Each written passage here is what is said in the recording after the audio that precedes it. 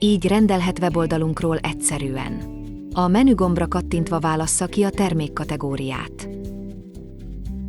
A szűrők segítségével gyorsabban megtalálhatja, amit keres.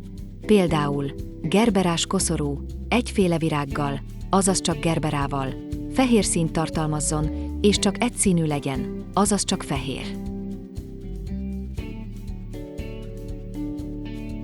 Ha megtalálta a megfelelő terméket, nyomja meg a kosárba gombot.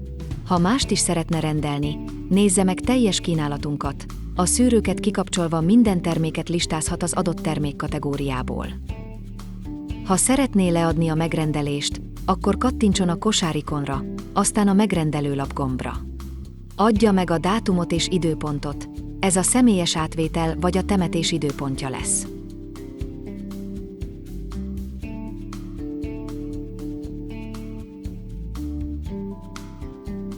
Ha van vásárlói kártyája, akkor itt feltöltheti vagy más készülékről le is olvashatja a kártyán található QR kódot, így a kártyán tárolt adatai automatikusan beírásra kerülnek. Ha nincs vásárlói kártyája, akkor a linkre kattintva regisztrálhat. A regisztráció nem kötelező, de regisztráció esetén a termékekre kedvezményt adunk. Ha nem regisztrált vásárlói kártyát, akkor adja meg számlázási adatait.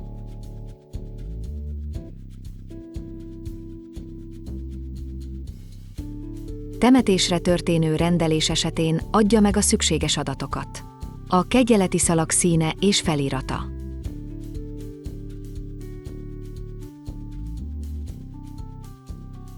A temetés vagy búcsúztatás helyszíne. És az elhunyt neve.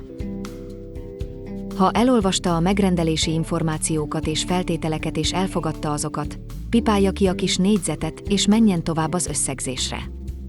Az összegzésnél nézze át, hogy minden adat rendben van-e. Ha valami nem helyes, akkor visszaléphet és javíthatja a megrendelőlapot. Ha minden rendben van, akkor elküldheti a megrendelést.